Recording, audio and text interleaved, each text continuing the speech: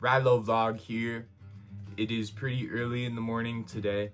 I just had this kind of idea pop in my head, and I was like, let me act upon this idea, because otherwise it's just gonna get lost. Otherwise that idea is gonna get lost, and it's good to go to someone else because the idea didn't think I was grateful enough for it, obviously. So I'm taking advantage of it now.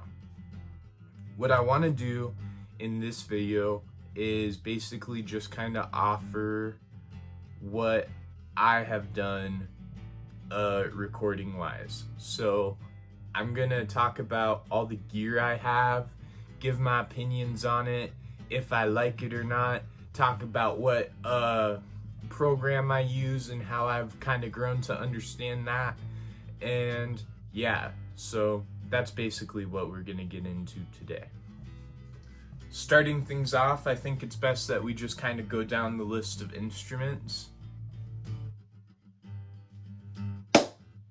Starting things off, I think it's kind of best that we just go down the list of instruments that I've used, since I'm probably more familiar with all of these than my recording devices. This is my acoustic Epiphone. This is a travel one that I just got years ago, gifted to me from a family member, and it has been my go-to guitar, I would say. I play my acoustic guitar a lot more than my electric guitar. I think the way that this fretboard feels is just so natural, and I could learn any song on this any day of the week. I could play this at any time of day. I pick this guitar up in the morning. I pick it up before I go to bed. This thing is basically like my lady, if I'm being still for real. Now going into my other one, we got my Fender Squier Telecaster. I would say what the exact model is, but I'm not gonna lie to y'all. I forgot, and I don't know my guitars like that. But what I can tell you is all the things that I like about this guitar, and I would say that it's got a very comfortable neck. I can slide around this thing pretty easy, I would say. And one of my favorite things about it is both of these pickups right here. So can swap between them, get to change your settings for them as well with each of these knobs. And both of them are completely different sounding. This top one here gives off a very clean, classic sounding vibe, something that you would hear like on a classic jazz record, R&B album. Not a lot of fuzz behind it. It's very much just clean like candy. That don't make sense at all, but it sounded clean, just like this top pickup. Now we got the bottom one right here. This bottom one is a little bit more nasty. It's a little bit dirtier. You flick it down, it's got a little bit more fuzz behind it. You can really hear the jug jug jug jug behind every strum that you make. So that's kind of what I like about this guitar. It's something where I could switch between my little soft boy vibes, if you will, and then I can go and do some more punk shit if I wanted to be a little bit more punky. So yeah, that is this one. I just love it so much. And the name for it, Black Betty Bamalam. Obviously. We got this bass right here.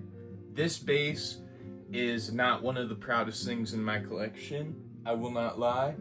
This is a Principal by B Guitars, specifically a GB43F. I don't know what that is, if that's the serial number, the model, or what.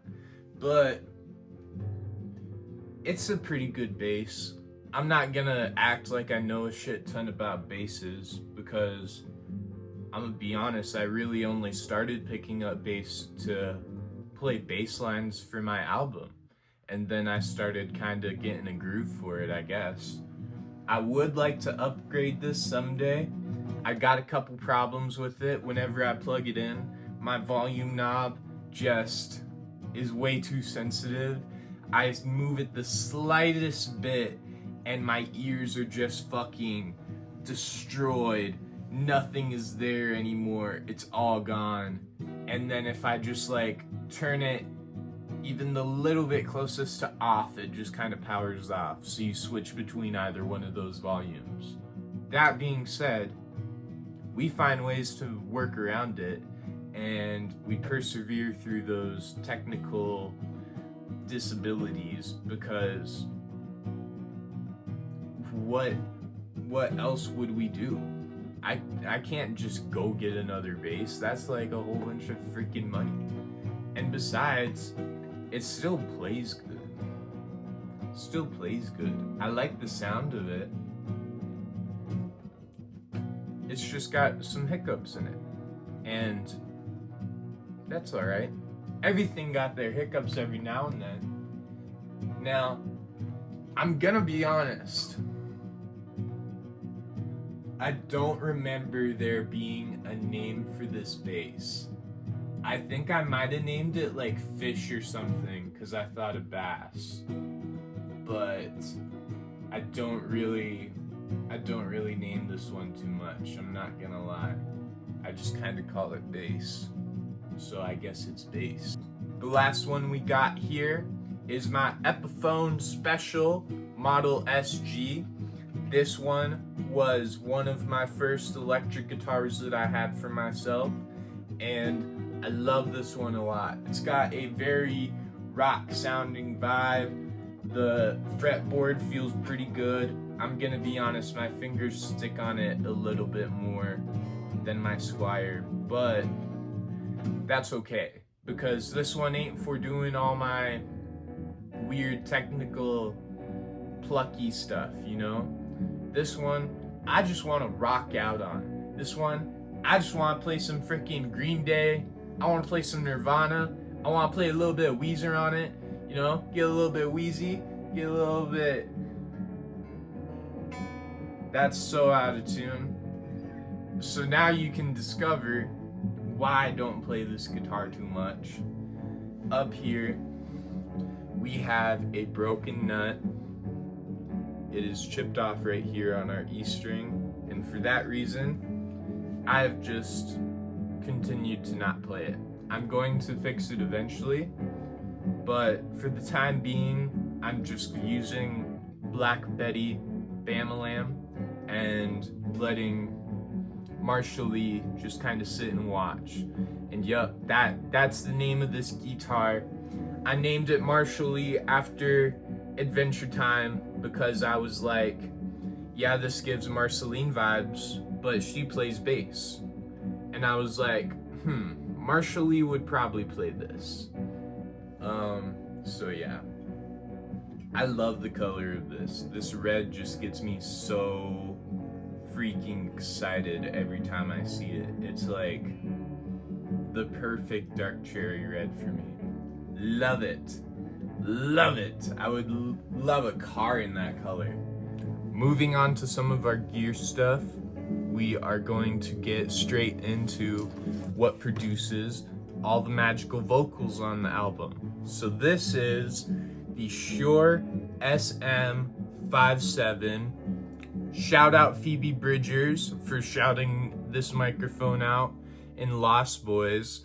This thing is one of, if not the best traveling microphones you could get. Doesn't cost too much. It sounds really good. I record my acoustic guitar with this. I record my vocals with it. I can sit up close to it and sound super soft. I can stand like 3 feet, 4 feet away from it and fucking scream my lungs out, and I can still make it sound good on this microphone. I think this could for real just be my forever microphone right here. This might just already be the one for me, but how do I know that for sure? We don't know. Getting into what records all of the guitar and vocals, we have the M audio interface. So the M audio Air, specifically the 192.4. So I like it. I don't really have too much to say about this because I don't have any critiques for this thing, I'm not gonna lie. I have never really encountered a problem with recording my guitar on it. I've never encountered a problem with recording vocals on it. This thing has been just super reliable.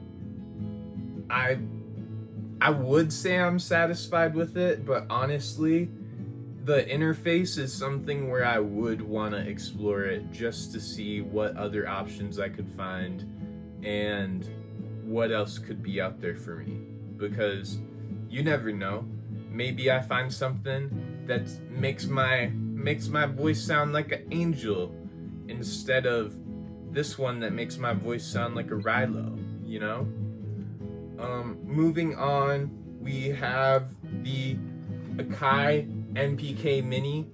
I'm not gonna lie, this has not been used on the album too awful much, but this has been a very fun thing to learn.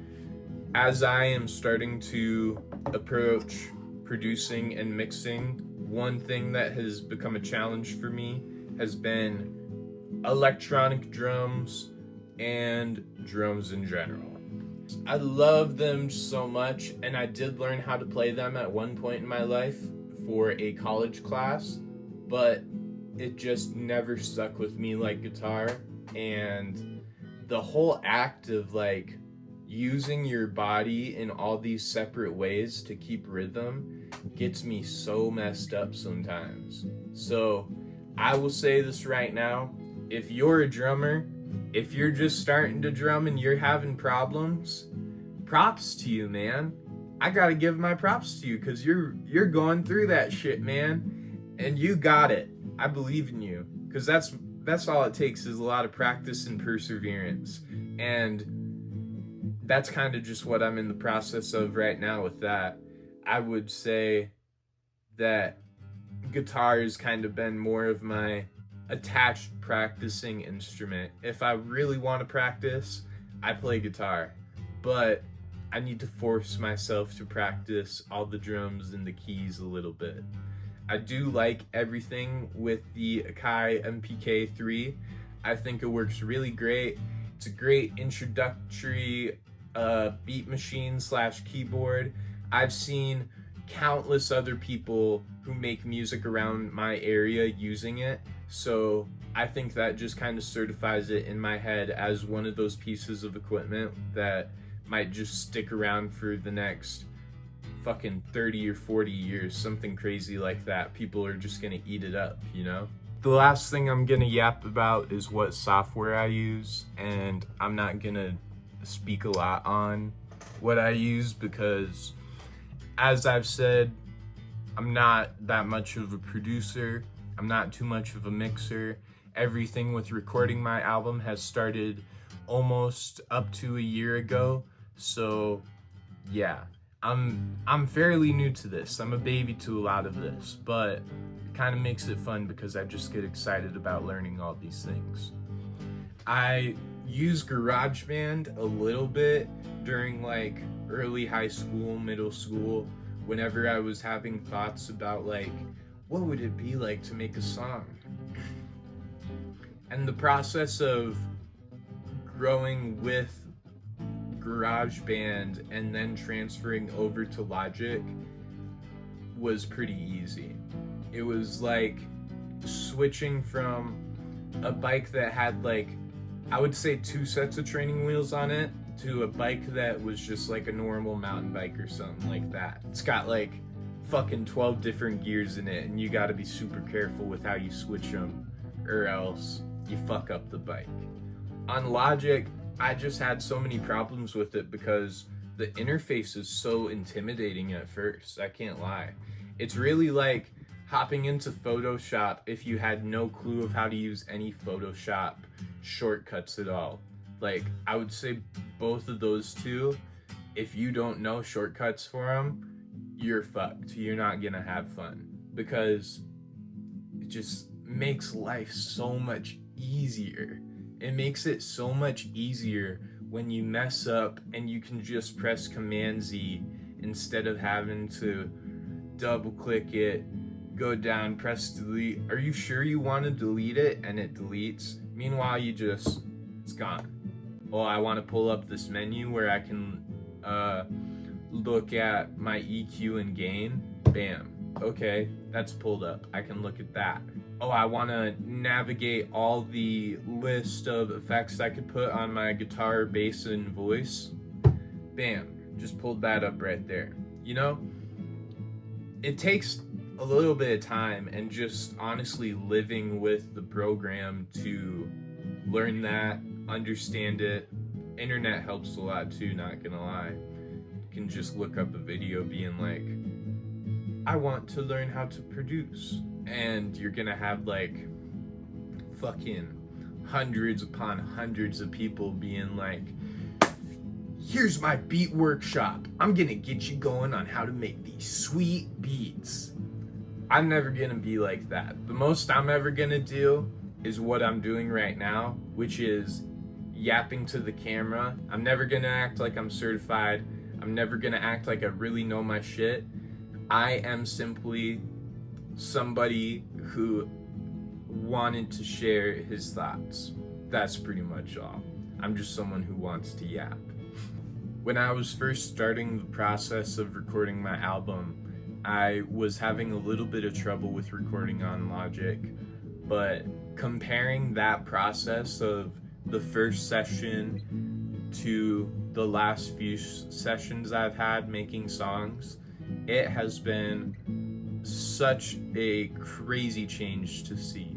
Like, I went from taking a whole week and a half to make a song, add vocals onto it, add guitar, electric guitar, bass, the whole shebang, and effects.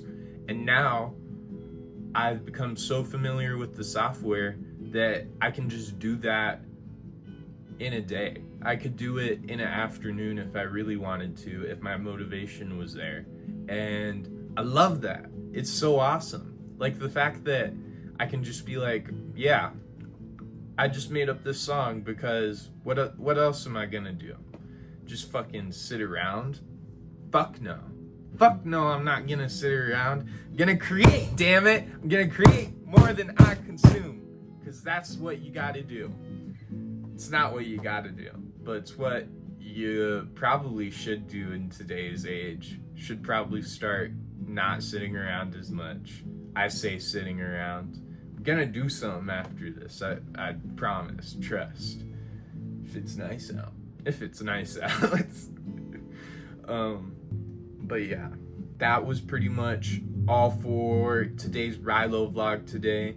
I just wanted to rant about all the stuff that I use right now and kind of offer any sort of advice to people if they were looking for some sort of interface or microphone or whatever the heck, or if they were in between looking for what software to use. I hope I could offer some guidance. If you have any questions, put a comment down. I might respond to it, or if not, and it's too complicated to me, I'm gonna tell you straight up and be like, yeah, I don't know that one, Chief. I don't know how to fix that one. But yeah, have a great rest of your day. Go outside and do something. Go outside and create something. Go outside and hang out with your loved one or someone you do love. And have a good one, y'all. All right, bye.